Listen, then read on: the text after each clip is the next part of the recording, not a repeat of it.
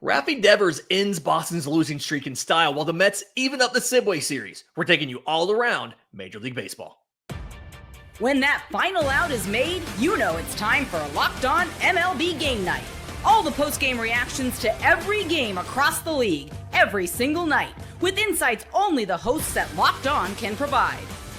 Prepare to experience game day reactions like never before.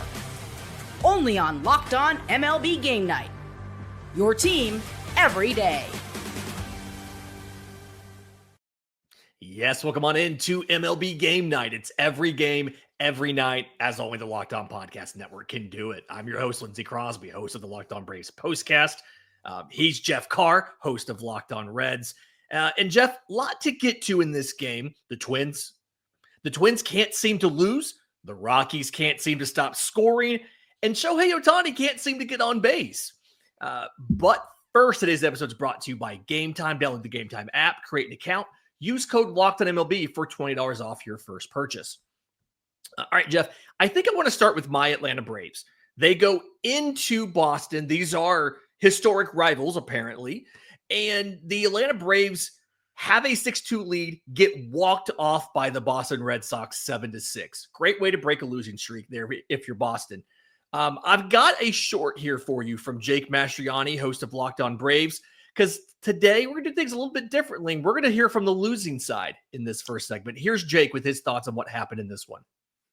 For the second time this week, the Atlanta Braves bullpen blows a game late as Brian Snitker tries to preserve his best arms. Jake Mastriani here from Locked On Braves, and it's another really frustrating game for the Atlanta Braves on Saturday night as they had a big lead in this one. Grant Holmes, a great job on the mound, a lot of offense early, but the bullpen blows it. Aaron Bummer and Yo De Los Santos come in and Rafael Montero and cannot hold on to a 4-run lead as Snitker tries to preserve his top arms like Dylan Lee. He does ultimately bring Pierce Johnson into the game, but it's already with two runners in scoring position, and he gives up the hit that allows the Red Sox to tie it, and then ultimately Rafael Devers gets the walk-off home run, and the Braves just drop another one for the second time this week, a game they should have had, but because Brian Snitker's trying to preserve his best arms in this long streak of games that the Braves have right now, the bottom arms in the bullpen blow it, and the Braves suffer another frustrating loss. We'll talk more about this over on the Postcast and Locked On Braves.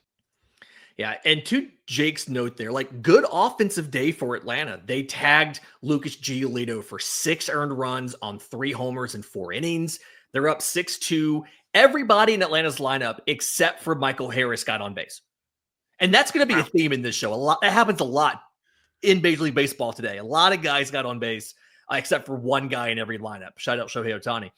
But like he said, they were trying to not use Daisybel Hernandez. They're trying to not use Raisel Iglesias, trying to not use Dylan Lee. So 3 of your best relievers down, and the bullpen blows it just like what happened on Wednesday when the Braves tried the same thing against Washington. Ultimately, you have to feel good for Boston here, right? 2 in the 7th, 2 in the 8th. They get the walk-off from Rafael Devers in the 9th. And a lot of great performances. He goes 3 for 4 with 2 RBI. Jarren Duran, 2 for 5 with 4 RBI.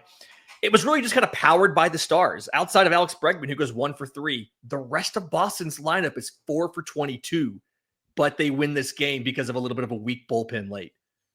Yeah, and it's interesting that it wasn't Raisel Iglesias doing that. I got a little bit of soft spot there for Raisel, but no, I find it intriguing because the Red Sox got to figure out exactly where they stand in this AL East race, and it just feels like the Yankees are just going to walk away with it, but early on, the Red Sox are trying to make that case, and they kind of had that cold spell that are they bouncing back from it? I mean, I know that there are lots of Braves and Red Sox fans that remember fondly this rivalry and exactly the reason for it. So that's a big win. Yeah. Boston has a chance to get to 500 if they take down the Braves in the series finale tomorrow. Speaking of the Yankees, you mentioned them. They hosting the Mets in the Subway Series here. They got the win. I'm sorry. The Mets got the win to even the series 3-2. As we're doing in this first segment tonight, I want to hear from Jay Berman of the Locked On Yankees postcast with his thoughts on what happened for the Bronx Bombers in this one. All right, Sunday night should be fun. Rubber game of 3 between the Mets and the Yanks. That's because on Saturday afternoon, the Mets beat the Yanks. Final score 3-2. Francisco Lindor hit a sac fly in the top of the ninth to give the Mets a 3-2 lead. Edwin Diaz gets 1, 2, 3 in the bottom of the ninth, including Aaron Judge to strike out to end it. By the way, Judge 0 for 5 with 3 strikeouts. Again, 3-2 the final score. Home runs for DJ LeMahieu and Cody Bellinger. But again, not enough. 3-2 the final score. And again, it sets up the rubber game of 3 Sunday night. Max Fried for the Bombers. He'll be opposed by David Peterson for the Mets. 7:05 first pitch from the Bronx. Again, 3-2 on Saturday. Yanks and Mets will play the rubber game of 3 Sunday night. Thanks, Jay. And to his point, Griffin Canning, 5 1/3 innings, only 2 runs for the Mets. Those 2 runs were those 2 solo shots. And as much as Pete Alonso struggled on Friday, we talked about how he was hitless behind Juan Soto. This is one. Judge goes 0 for 5. Alonso gets his revenge. He's 2 for 4 with a double and RBI. And then it's the Yankees bullpen. Fernando Cruz in the ninth, a walk, a single, a hit by pitch, and a sac fly to give up the lead. I feel like friend for Reds fans there. There you go. This is going to be an incredibly fun finale on Sunday night. I love that this is on Sunday Night Baseball. I'm shocked ESPN wanted the Yankees on Sunday Night Baseball. Such a weird thing for them to do. Never happens. Never happens. But this has been a fun series so far, and this is going to be a fantastic finale tomorrow night. And I think it's interesting, too, because people will say, well, 0 for 5, Judge, it's just one night. I got an interesting odds line here in a few minutes, and I'm going to tell you why 0 for 5 is just that's a big thing when you look at Aaron and Judge, because we're talking about history when we're talking about Aaron Judge. So 0 for 5 is a big night for the Mets pitching. Yeah.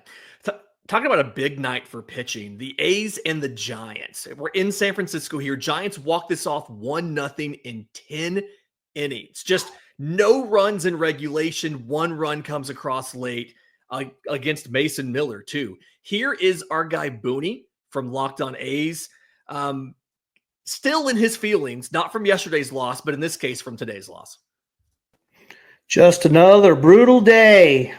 This is Booney from Locked On A's, and the Giants take it in 10 innings. Mason Miller walks in a run with 2 outs at the bottom of the 10th.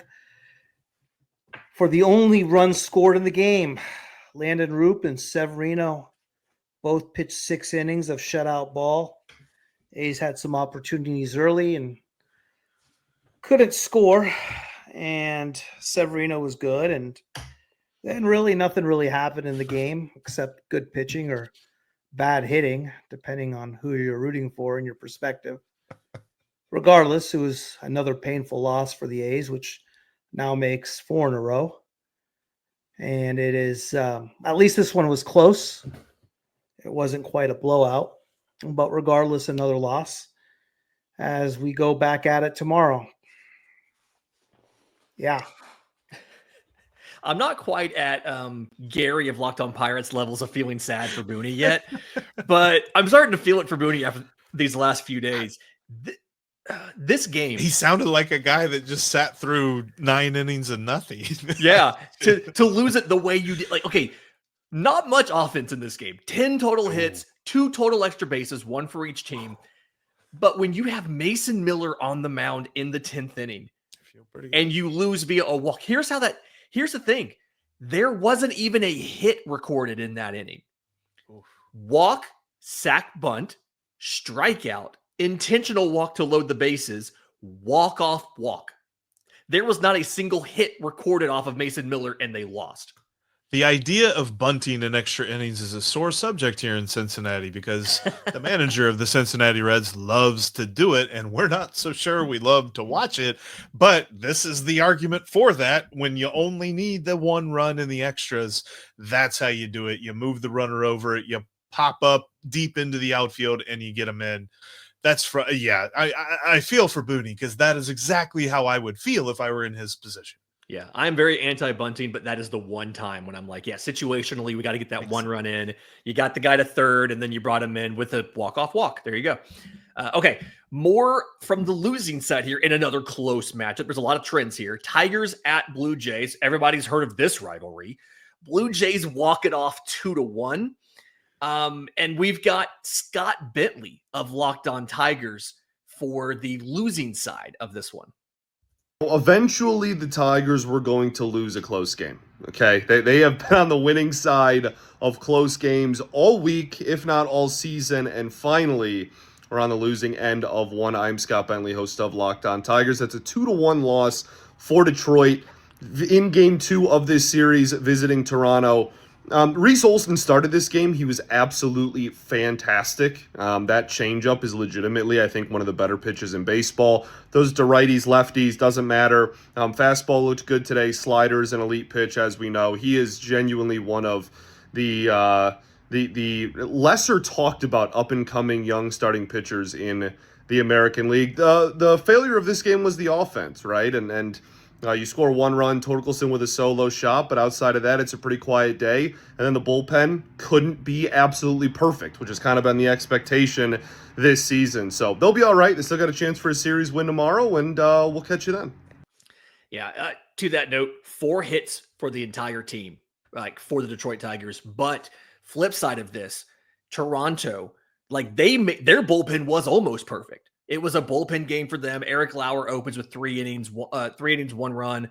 The bullpen goes 6 innings, 1 hit, 2 walks, 2 strikeouts in the win. Alejandro Kirk gets an RBI single in the 8th. Ernie Clement gets the RBI single in the 9th after Dalton Varsho doubles, and they win that. So just a lot of close games and a lot of tough losses here by a lot of these starters. It's tough because, I mean, the Tigers have been so good. They're just going to have days like that. Yeah, it happens. Okay, in just a second, the Twins just won't lose, and we'll break that down next, right here on MLB Game Night. Major League Baseball season is rolling right along, and the NBA and NHL playoffs are reaching their crescendo, which means right now is the best time to head on over to FanDuel and get in on the action. Plus, new users can get $200 in bonus bets with their first winning $5 bet. Just check out FanDuel.com today. And when it comes to Major League Baseball, we are in a world where it's almost a given that Aaron Judge is going to win the Triple Crown. Yeah, no, that's what the odds are saying, basically, because FanDuel has the odds on Aaron Judge to win the Triple Crown in 2025 at plus 135. There's some money lines for some bad teams that are worse than that today. So check that out over on FanDuel. Check out the daily lines on your favorite teams and who's going to hit a home run. It's all over at FanDuel. And by the way, new users can get $200 in bonus bets with their first winning $5 bet. That's FanDuel.com, the official sports book of Locked On. Okay, Jeff, we've got a problem, and the problem is the Minnesota Twins can't seem to lose a baseball game.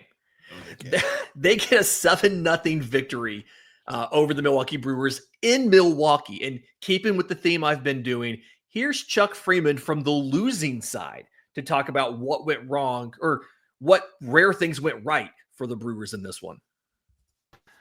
This malaise that the Brewers are in right now is just absolutely stunning. And I'm hoping for all our sakes, otherwise this could be a long summer, that we're not going to have to put up with this for another 120 some odd games or whatever it is. Hey, everybody, Chuck Freeman, Instant Reaction, Locked On Brewers. Is this a product of the terrible off season they had? Didn't make any upgrades at all offensively. Nobody's hitting. They get down early 2-0. There is no fight. The offense is feeble. There's nothing. They get down 2-0 early on. 1-0. Insurmountable. Might as well call it a night. We can't keep going like this. I refuse to believe they're this bad, or maybe they are. It's night after night. Now, in the past, they'd go for 2 or 3 nights. The pitching would hold up and all that, and they'd be fine. They'd snap out of it. But this has been going on for a while now. It's one of the worst offensive stretches I've seen with these guys in a long time. I hope there's an end to this. Like I said, we don't want to go all summer watching a team like this play. Yeah, it's he's not wrong. I mean, 3 total hits for the Brewers, 2 by Bryce Terang. And just Tobias Myers, 4 runs on 11 hits in 3 2/3. Listen, the Twins had runs in each of the first 6 innings. Like 6 runs in 6 innings, 1 in every single inning, and then added 1 in the ninth. Just a tough way to live. And everybody got in on the action. 7 of the 9 Twins had base hits. 6 of them had multiple hits, and 8 of the 9 got on base. I was about to say, is anything going wrong for the Twins? I did see that they put Byron Buxton on the 7-day IL, but quite frankly, I feel like everybody else, I mean, they're getting an extra taco in their bag when they go through the drive-thru. They're going so well right now. Everything is going well for them right now. Okay, Rays at Marlins. Here's another one where things are going wrong for a team that did not really have a lot of room to take things going wrong. Miami Marlins lose this one 4-0 in the Citrus Series. I totally get the name of this one because this is actually a thing, right? The name makes sense, yes. The name makes sense. But here's Jeremiah Geiger from Locked On Marlins with his thoughts on kind of exactly what happened, specifically with Sandy Alcantara in this one. Again, it's one inning that dooms Sandy Alcantara. It's Jeremiah Geiger from the Locked On Marlins podcast. Last week against the White Sox, it was the 6th inning. Gave up a 3-run blast. This week, it was the 5th inning. Gives up 4 runs, and that's all the Rays needed. They win the game 4-0. The Marlins bats were quiet, couldn't really get anything going. A big difference from yesterday in which they put up 9 runs. But Sandy Alcantara, the stuff is there. It's not a matter of health for him. It's not a matter of, his arm being healthy or lack of gas. I mean, he hit 100 miles an hour. He's got the juice. It's about execution. And it reminds me of 2023 all over again. Liam Hicks got the start at DH. I want to see more of that. Get his bat in the lineup. He had a multi-hit game. And why is Matt Mervis still on this team? He's hitting a $178. The experiment has to be over. It's failed. Troy Johnson needs a call-up. Check out Locked On Marlins on Monday for more. Yeah. Sandy took 101 pitches for 5 innings, and you heard him there, but kind of with that mistake. Tampa Bay racked up 10 hits in this one. Only 1 was an extra base hit, though. And worrisome, they lost Chandler Simpson after 2 hits, a run, an RBI, and a stolen base. They lost him to injury. Well, let's hope it's something minor and he's not out for a long time, because that's super fast dudes are just fun to watch in baseball. And it feels like Tampa Bay needs all of the offense that it can get. They don't really have a lot of guys that can produce for them in that lineup. I find it intriguing on Sandy Alcantara because I think of 2021 Luis Castillo, that he took so long to get going for the Redlegs, but when he got going, he was right there where you expect him to be. I think Alcantara is going to get there. It's just how long is it going to take him to get here? And the Marlins don't have that kind of time to wait. It's going to be unfortunate while they wait. And how many people are going to drop him in fantasy before he gets there, right? Well, I already did. Yeah. I'm right there in redraft. Pirates at Phillies, and I actually do want to hear from the winning side. One, because we just love Connor Thomas here. He does great work on this thing. But Phillies win this one 5-2. Zach Wheeler was fantastic. The offense was fantastic. And Connor has some thoughts and some enthusiasm about what happened tonight. The Phillies take down the Pirates 5-2. Never really in doubt when you have Zach Wheeler on the mound. Another great day for him. I'm Connor Thomas, your host of Locked On Phillies. Wheeler's putting together a strong early Cy Young case. He's now 5-1 on the year. He was great today. Bryson Stott goes yard. That's awesome to see out of the leadoff spot. And Bryce Harper, don't look now, he's starting to get hot. I've said on the podcast, the thing that the Phillies need to go from a good team to a great team is Bryce Harper to start being Bryce Harper again. You know what's coming, and we're starting to see glimpses. I mean, it's just a good, strong day from the Philadelphia Phillies in general. If it wasn't for Tanner Banks giving up a bomb there in the 9th inning, they would have shut him out. That's fine. You don't need to shut him out. You just need to win series. And the Phillies have now won 6 of their last 7 series. They get a chance to go for the sweep tomorrow against Paul Skeens. It's going to be a tough test. We'll talk about all of it on Monday's episode of Locked On Phillies. You want to talk about 2 teams in separate places right now. Phillies have Wheeler. They get 10 hits, including a home run and 4 doubles. Schwarber, Castellanos, Harper, Marsh, and all that. Mm-hmm. Flip side, Pirates. Carmen Mladinsky, 3 1/3 innings, 4 runs on 7 hits. And they only have 4 total hits as a team. 2 are from Brian Reynolds. 1 was that solo shot in the 9th he mentioned. And they don't get a runner in scoring position all day. That, man, I think I saw something the other day that there's already rumors about them shopping Paul Skeens. I think those are wrong. I think it's wishful thinking from everybody else who wants Paul Skeens. Yeah, it's definitely seeing the inevitable here in a couple of years, but they got a couple of years of Paul Skeens. But no, things are just so bad in Pittsburgh, man. Like, gosh, I feel for Gary. I really do. Yeah, and it's definitely the owner there more than anything, right? Yes. Okay. The one you can't trade. There you go. You can't just trade him out. I forget the name of this one, but there is a name for White Sox at Cubs. The Crosstown series, maybe something like that. Crosstown rivalry. I think so. Yes. Yeah, something involving Crosstown. But anyway, Cubs win this one. Cheesesteaks, yeah, or no, not cheesesteaks. Something hot dogs. Yeah. There you go. Something about hot dogs. Yeah, the Cubs win this one 7-3. As we love to do. Here's our guy Sam Olber with a lot of love for Pete Crow Armstrong, because you should love Pete Crow Armstrong. The Chicago Cubs took care of business once again on Saturday at Wrigley Field against the White Sox, this time by a score of 7-3. I'm Sam Olber from the Locked On Cubs podcast. I'm dressed up. I'm in between a ceremony and reception at a wedding, but I did get a chance to follow along with this ball game, and I just think it was another one of those games the Cubs took care of business. Dansby Swanson really was the standout performance. He had a long home run to deep left center field. Had a couple stolen bases, drew some walks. Thought Matthew Boyd, 8 strikeouts, no walks on a day where the wind's blowing out. I know he gave up a couple of homers. He continues to just be the Cubs' most steady, reliant pitcher. And the Cubs need to sweep this series. That's really what I want to see. Enough of the Sundays, enough of the series finale letdowns. Go finish the job and sweep this White Sox team on Sunday and complete what would be a very nice 5-1 homestand against lesser opponents. Have a great weekend, everybody. Catch Matt and I on the show Sunday, hopefully celebrating a sweep at home. Yeah, there's some great notes there. We've also got from Locked On White Sox, Todd Welter with his thoughts on the few positive signs, but also overall the frustrations here for Chicago. Chase Meidroth had a magnificent day. Can't say the same for the rest of the White Sox, especially starting pitcher Sean Burke. Hello, I'm Todd Welter, host of Locked On White Sox, and the White Sox lose to their crosstown rival, the Cubs, 7-3 at Wrigley Field. Meidroth went 3 for 4 and put the Sox on the board from the start by socking his first career big league home run, and Meidroth continues to show signs that he could be a viable piece at top of the Sox order for years to come.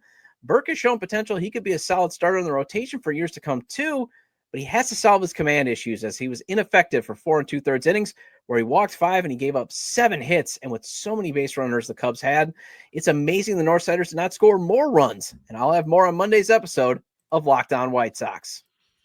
I want to see how many different versions of the word sock he can fit into one of those. That would be fun. Fun fact there about Sean Burke. He recorded 14 outs. He put 12 guys on base between 7 hits and 5 walks.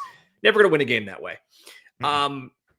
Speaking of hard ways to win a game, coming up next, Nick Pivetta shoved, and it did not matter. We'll get to that next, right here on MLB Game Night.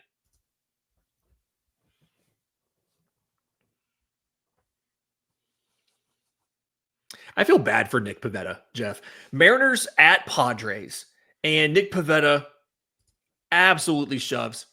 Does not matter. Here's Tyan Gonzalez breaking down how Seattle went into Petco and won 4-1 when Pivetta was so good for 6 innings. Hard on Dan Wilson for his in-game management this year. Rightfully so, by the way. But tonight, I'm going to give him some props. This is Tyan Gonzalez, host of the Locked On Mariners podcast here. Mariners win a game and win a series 4-1. The final score down in San Diego tonight, as Dan Wilson has, in my mind, the best game he's had all year from an in-game management perspective. And I don't think it's even really that close. There was a real sense of urgency to his decisions tonight. You could tell that he really wanted to win this game, especially in the bottom of the 5th inning, where the Padres have runners on 2nd and 3rd, 2 outs. Jackson Merrill, one of the best lefty hitters in the game, due up. The rain's coming down pretty hard. Don't know if maybe, this game is going to get called in an inning or two. Nick Pivetta is cruising. This is going to be a close game. And he goes to Gabe Spire, takes out Emerson Hancock, who had been solid to start this game, but had seen his velo and his command fade a little bit there in that inning. And he goes out, he gets Spire, who's his best and only lefty, an incredibly aggressive move, and gets rewarded for it as Spire strikes out Merrill to end that threat. And shortly thereafter, Cal Raleigh hits what proves to be the game-winning home run. Mariners play add-on a little later on, and they've won a series against one of the best teams in baseball. And I don't think there is a better time than now to say thank you, AJ Preller, for Matt Brash and Andres Munoz. We'll see if the Mariners can get a sweep tomorrow, and then we'll talk to you on the Locked On Mariners podcast on Monday.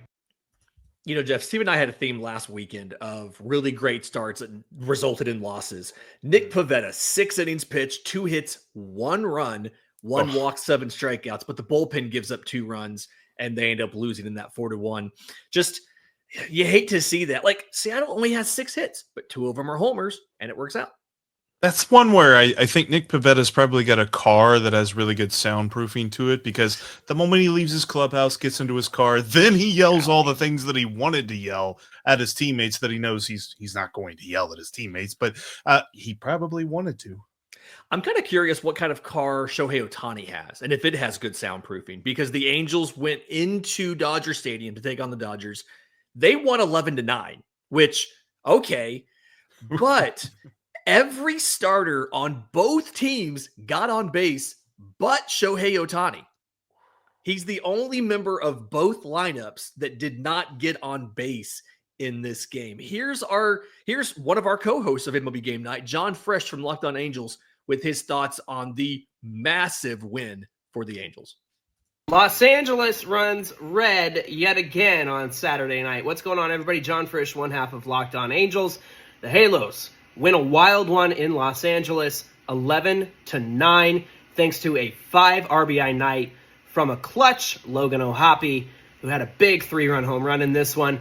And then, of course, it was back and forth all throughout the game. Kenley Jansen, in his second night at Dodger Stadium, he didn't have a save on Friday night, but this was a save situation. In fact, a 4-out save situation. Kenley Jansen comes in, gets the save, a hilarious moment where Shohei was on second due to defensive indifference, and Kenley intentionally boxed him over to third base because he doesn't want him giving any signals or signs to Mookie Betts at the plate.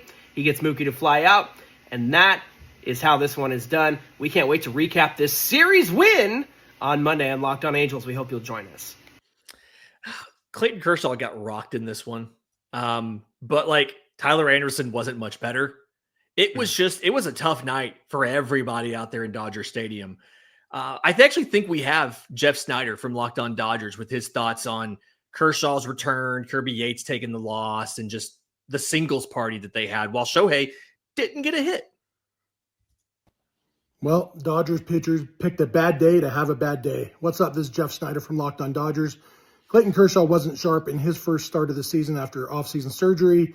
And then the bullpen wasn't great either. Ben Casparius pitched pretty well. Kirby Yates was bad. Luis Garcia wasn't great.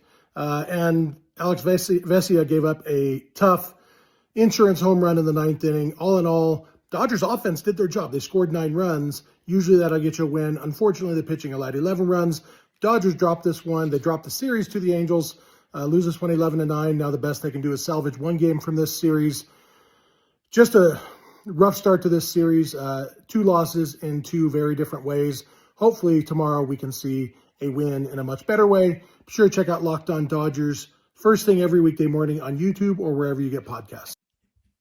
But listen, if you thought that was a lot of offense, Jeff, Rockies at Diamondbacks, they're not in Colorado.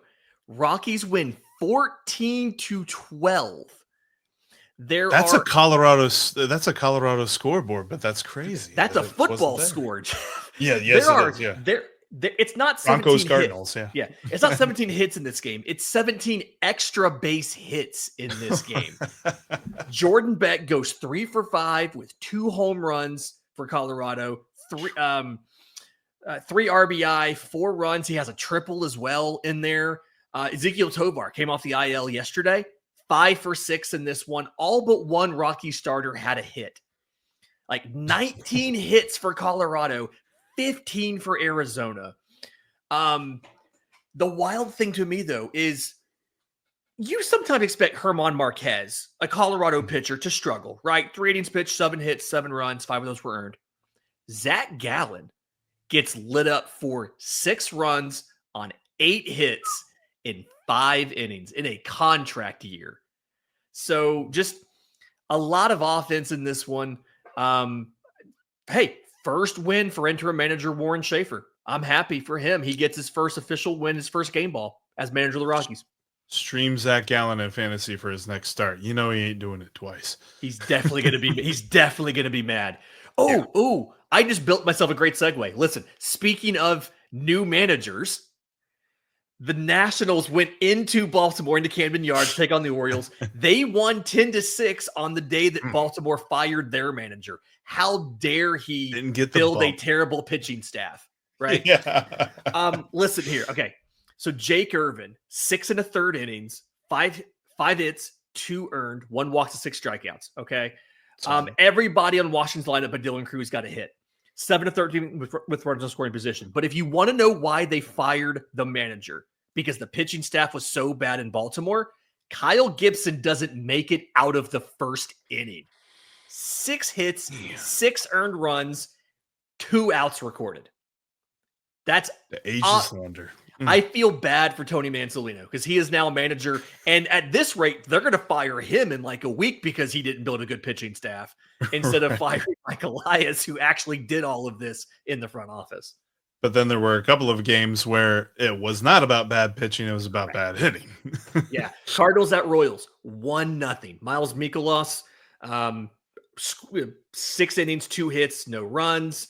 St. Louis only has 2 hits, and they have no walks in this game, but one of the hits is a homer. So, like, there you go. Only 8 players for both teams combined reached base. Jeez. Terrible offense. Hey, speaking of offense, your Reds team, you hosted the Guardians, 4-1 win by you. Who was the star, Jeff Carr? Will Benson. Also a bullpen day. Terry Francona, good managing there. But Will Benson, baby, get that train on the track and going. Y'all got 9. Listen, 1 for 9 with runners in scoring position. But hey, guess what? Will Benson hit a home run. That's like the 3rd straight day he's had one, right? Yep, 3rd straight day. Reese Hines also gets one in there. I called some games of his in AA. Great kid. Speaking of bad offense, Astros at Rangers. Rangers took down Houston 5-1. Houston only had 5 hits. 4 of them were singles. Christian Walker, who's obviously a huge part of the Lone Star series, always has been. He gets a double, but that's it. Ronel Blanco, quality start, technically. 3 earned runs, 6 innings. But, like, the offense just lets him down. 0 for 4 with runners in scoring position. 7 left on base. Texas wins it thanks to Jock Peterson homers, Wyatt Langford homers, even though they go 1 for 10. This was a pitch clock special. Like, if you blinked, you missed it. It was less than 2.5 hours. Just a crazy fast game. And yeah, a lot of it was just because of quick at-bats, easy outs. There weren't a lot of strikeouts in this ball game. It was just efficient pitching on both sides. And, you know, the Rangers getting a couple of key runs late. Speaking of efficient pitching, this has been a pretty efficient episode of MLB Game Night. Do us a favor. You're listening on audio. Leave a 5-star review, Apple, Spotify, YouTube Music. If you're on YouTube, subscribe to Locked On MLB. Hit the notification bell so you know when we drop tomorrow's episode, because MLB Game Night is every game, every night. For Jeff Carr, I'm Lindsey Crosby. This has been MLB Game Night.